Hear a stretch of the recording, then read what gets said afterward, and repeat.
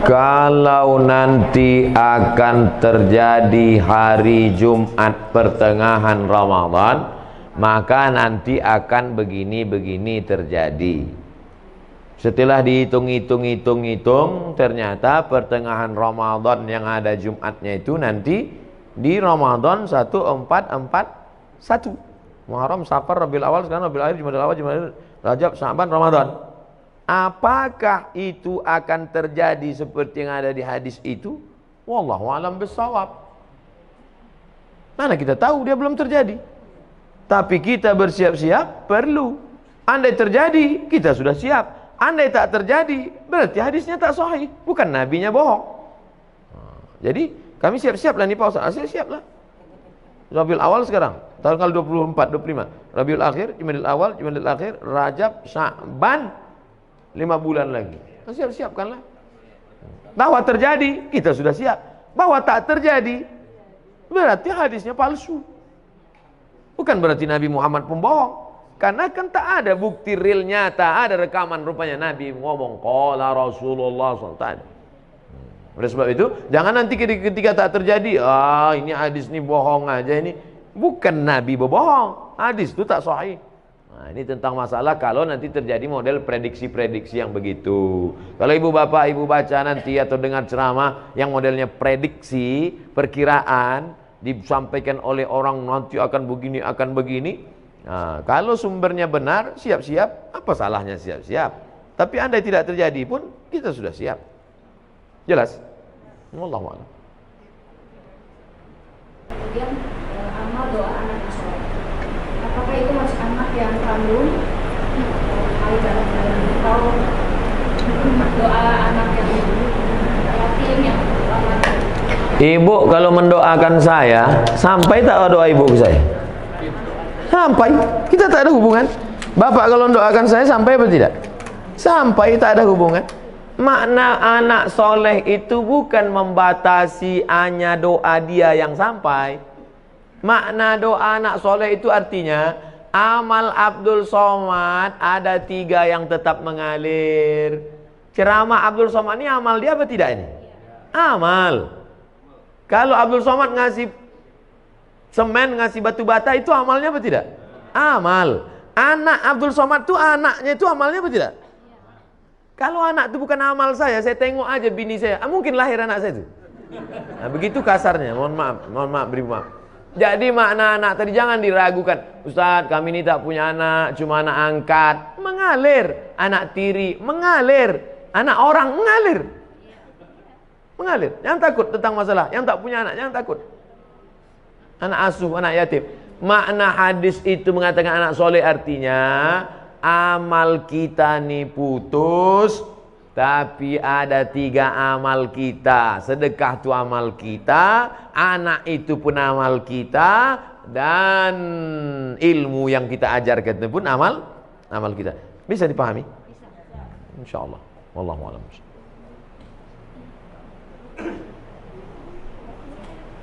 Assalamualaikum warahmatullahi wabarakatuh. Waalaikumsalam. Saya mau menanyakan amalan mana kira-kira yang diterima seorang tua yang punya anak kandung tetapi dia kurang taat beribadahnya, atau dia mengangkat anak bukan anaknya sendiri tetapi anak-anak itu sangat soleh dan sering mendoakan orang tuanya. Jadi amalan mana yang lebih cepat diterima oleh Allah? Itu yang pertama. Dan yang kedua, saya mohon supaya Ustadz dan jamaah yang ada di sini nanti tolong mendoakan untuk kesembuhan ibu saya. Nanti di akhir majelis kita doa semua untuk kesehatan, untuk husnul khatimah, untuk anak-anak kita dijaga dari narkoba. Nanti di akhir majelis. Punya anak kandung, kerjanya minum khamar, sakau, mabuk. Ada anak angkat, orangnya soleh. Kedua-duanya ini berdoa. Mana doanya yang lebih dulu sampai? Illalladzina amanu wa amilus shalihat. Semua manusia ini rugi kecuali orang beriman dan beramal soleh. Yang ditengok bukan anak kandung, anak tiri, anak angkat, tetangga, kawan, jiran, sahabat. Yang ditengok adalah soleh. Makanya Rabbi habli minas sholihin. Jangan takut tidak punya anak, tak ada yang mendoakan. Jangan takut bahwa kita tidak punya anak, tapi kita didik anak-anak kita jadi soleh, baik, bagus, memang itu perintah agama. Tapi terlalu khawatir tak punya anak, jangan takut. Nah, oleh sebab itu maka doa sampai, doa kawan sampai, itu makanya kita suruh dekat-dekat dengan orang-orang soleh, berjamaah, meninggal kita. Saya insya Allah kalau mati jamaah di Surama ini banyak mendoakan. Tak ada pun doa dari tetangga, sahabat, kerabat, doa dari jamaah banyak doakan. Yang penting hablum minan nasnya baik, hablum minallah baik. Maka syarat dikabulkannya doa amanu wa amilus sholihan, beriman dan beramal soleh. Wallahu a'lam.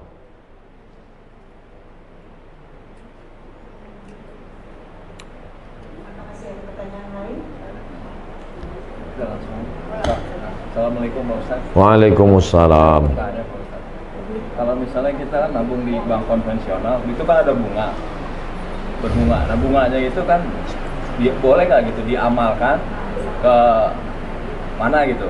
Nah, itu hukumnya gimana tuh Pak Ustaz? Juga yang menerimanya bagaimana gitu? Bapak Ibu yang ada tabungan di bank konvensional, besok waalaikumsalam warahmatullahi wabarakatuh. Bapak Ibu yang ada tabungan di bank konvensional, kalau betul Bapak Ibu mendengar pengajian saya ini, besok pagi alihkan ke bank syariah. Siap? Saya ulang sekali lagi. Bapak Ibu yang di bank konvensional, besok pagi alihkan ke bank syariah. Siap? Banyak dalam hati. Siap. Saya gaji ditransfer ke BRI Syariah. Walaupun BRI Syariah menolak saya ceramah, tak apa-apa. Tetap di mana saya, tabunglah ke BRI Syariah. Saya di BRI Syariah. Anda tabunglah ke BRI Syariah. Walaupun BRI Syariah menolak saya ceramah. Tak apa-apa. Saya tahu kalian takut ngundang kan?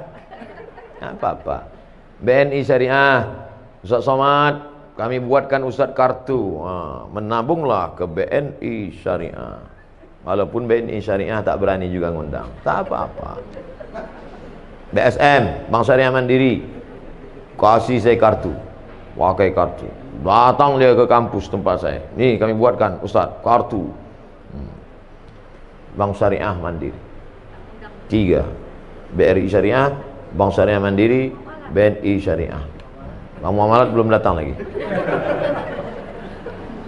Alihkan ke bank syariah, karena kalau bukan kita yang menghidupkan perekonomian syariah ini, siapa lagi? Di Malaysia saya diundang ke bank rakyat. Saya tengok bank rakyat, wah, ini konvensional ini. Sampai hati orang ini ngundang saya, neraka jahanam ini.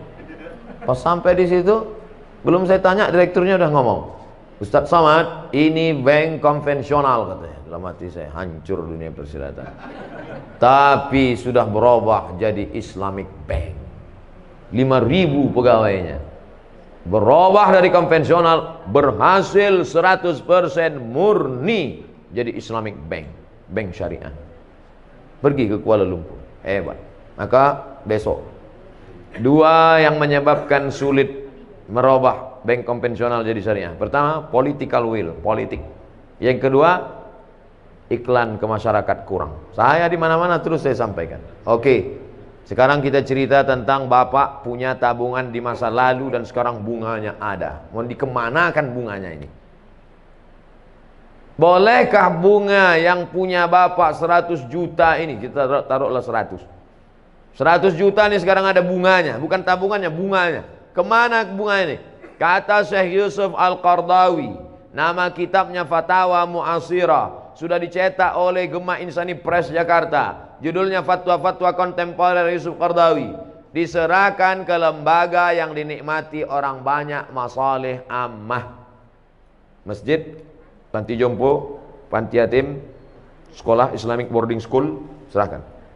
Bapak yang ada tabungan-tabung di konvensional, duit hasilnya itu riba, jangan kasih ke anak, jangan kasih makan ke rumah, serahkan ke lembaga yang dinikmati orang banyak. Ini jangan Ustaz Somad ini ceramah gini, nanti ujung-ujungnya kemana Pak Ustaz? Ke saya.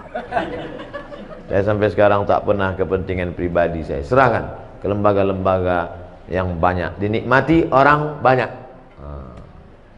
Wallahu a'lam.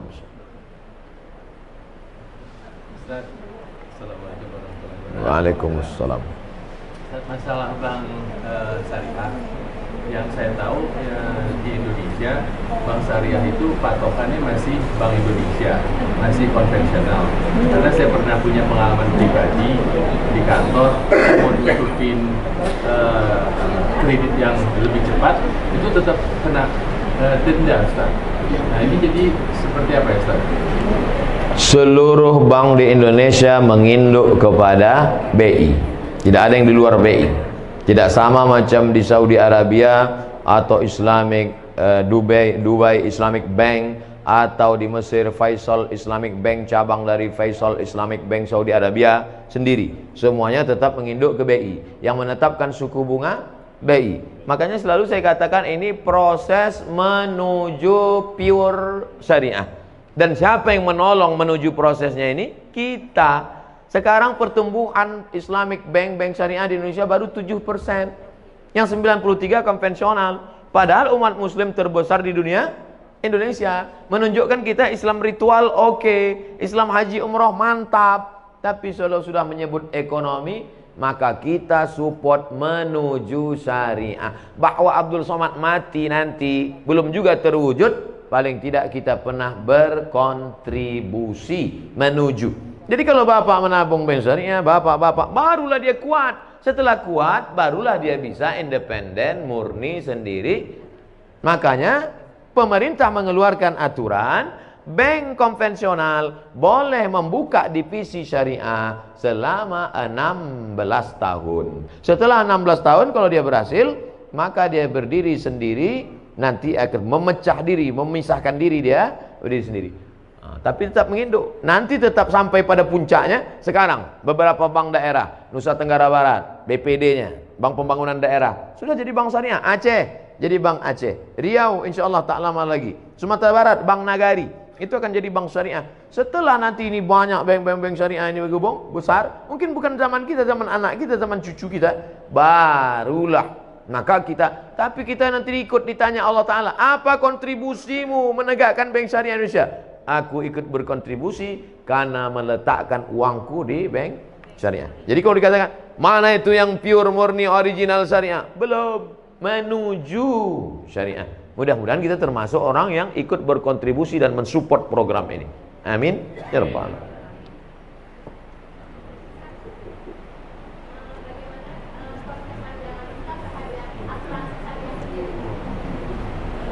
Hukum asuransi ada dua. Yang pertama mengatakan asuransi itu haram. Kenapa asuransi itu haram? Karena di dalamnya ada gharar, gambling, judi. 10 juta, 10 juta, 10 juta, 10 juta, 10 juta, 10 juta. Batuk dapat 100. Tak pernah, flu pun tak pernah. Tak dapat, bertahun-tahun tak dapat.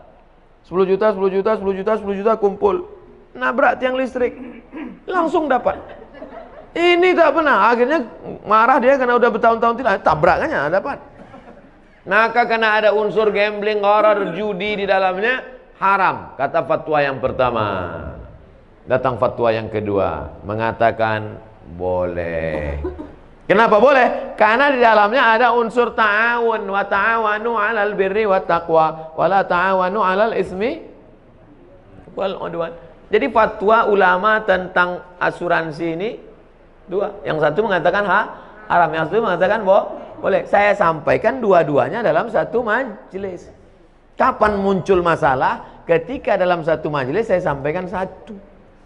Nah itulah yang ada video Pak Profesor Dr. Ma'ruf Amin mengharamkan BPJS, tiba-tiba membolehkan. Dua-dua itu fatwa ulama. Cuman bedanya waktu belum jadi wapres disampaikannya satu. Setelah disampaikannya dua. Lalu kata orang, wah ini fatwanya kok berubah? Tidak, fatwa itu dua-dua ada. Buka dalam kitab Fatwa Mu'asirah, fatwa-fatwa kontemporer Syekh Ali Jum'ah Mufti Mesir. Tolong jangan upload sepotong-sepotong. Bahwa memang ada dua fatwa. Jadi kalau ada di antara bapak ibu yang memilih asuransi, perbuatannya itu betul atau tak betul? Betul, dia pilih fatwa kedua. Kalau ada di antara bapak ibu, aku sampai mati tak mau asuransi, perbuatannya itu betul apa tak betul? Betul juga, karena dia pilih fatwa yang pertama. Kok bisa ulama ini buat dua pendapat? Karena Nabi tidak ada menyebut dulu asuransi. Asuransi itu muncul belakangan dan ulama berijtihad. Rambut sama hitam isinya macam-macam. Ijtihadnya begini, ijtihadnya begini. Ustaz sendiri, saya tidak pakai asuransi kendaraan sampai sekarang. Terus Ustaz selamat terus, bolak-balik tabrakan. Mana berat yang listrik, sedang nyetir ditabrak orang dari belakang. Bahwa dia datang, musibah namanya. Oleh sebab itu maka amalkan sesuai keyakinan. Jadi kalau ada orang mengatakan, apa kau pakai asuransi? Sholat rajin, pengajian rajin, pakai asuransi. Fatwa kedua, bray. Wallahu a'lam.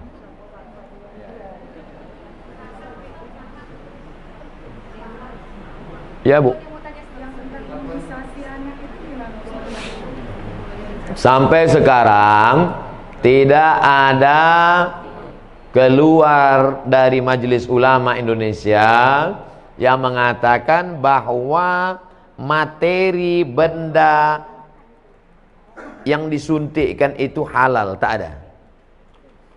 Ini kan ada fatwa halal. Ada tak halalnya nih? Oke, oke, halal. Halal. Halal ini isinya halal. Sedangkan itu, suntik itu tidak ada yang mengeluarkan fatwa isinya itu halal. Tak ada. Yang ada fatwa boleh memakainya karena darurat. Bukan isinya. Boleh memakainya. Bedakan antara fatwa isi dengan fatwa memakai. Sekarang saya masuk ke hutan. Sampai di hutan tak ada makanan. Yang ada cuma babi. Lalu saya telepon. Assalamualaikum Ustaz. Waalaikumsalam. Ini ada babi nih Ustaz. Boleh tak saya makan? Kata Ustaz itu, ada kau makanan yang lain? Tak ada. Jadi pilihannya cuma dua aja Ustaz. Mati sama babi. Makanlah babi itu. Apakah babi itu halal? Tidak. Sampai mati babi tak halal. Tapi memakan babi saat itu boleh karena darurat. Karena kalau tak dimakan mati sampai dapat pisang. Kalau udah dapat pisangnya kau makan babi lagi. Assalamualaikum Ustaz. Enak rupanya babi ini Ustaz. Jangan. Dari cerita ilustrasi tadi, paham Bapak Ibu kan? Nah, itu enaknya kita ceramah sama orang cerdas nih. Fatwa tentang materinya halal itu tak ada, tapi memakainya karena nanti akan ada penyakit ini, akan ada ini, akan timbul ini, akan ini datang ini, akan mati, akan cacat. Maka kata ulama, daripada nanti anakmu sakit, aku pakai aja lah tak apa-apa. Sementara nanti dapat mungkin akan maju teknologi ini, nanti ada umat Islam yang bisa membuat materi yang halal. Jelas? Allahu a'lam. Amin. Salam